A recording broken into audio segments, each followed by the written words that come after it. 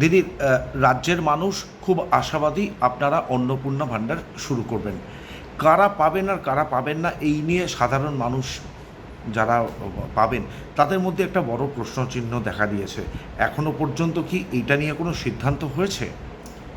দেখুন, যারা লক্ষ্মীর ভাণ্ডার পাচ্ছিলেন তারা সবাই অন্নপূর্ণা ভাণ্ডার পাবেন। আমি আবার রিপিট করছি, যারা লক্ষ্মীর ভাণ্ডার পাচ্ছিলেন তারাই সবাই আবার অন্নপূর্ণার ভাণ্ডার পাবেন। এদের মধ্যে যাদের নাম বাদ গেছে 96,000 না লাখ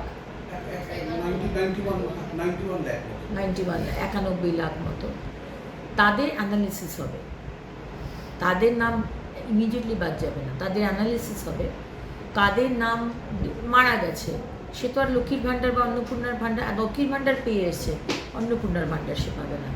কেউ যদি বাংলাদেশের সিটিজেন হন, নাগরিক হন, বা বার্মা, রোহিঙ্গা, সে তো আমাদের অন্নপূর্ণার ভাণ্ডার পাওয়ার তার যোগ্যতা নেই, সুতরাং তারা পাবেন না।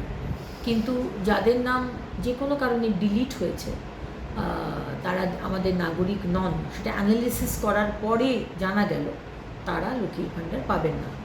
এর থেকে আলাদা করে রাখা হয়েছে যারা ট্রাইব্যুনালে আপিল করেছে, তাদের নাম কাটা গেছে, এবং যারা ট্রাইব্যুনালে আপিল করেছে তারা কিন্তু এখনও লক্ষ্মীর ভাণ্ডার পাবেন।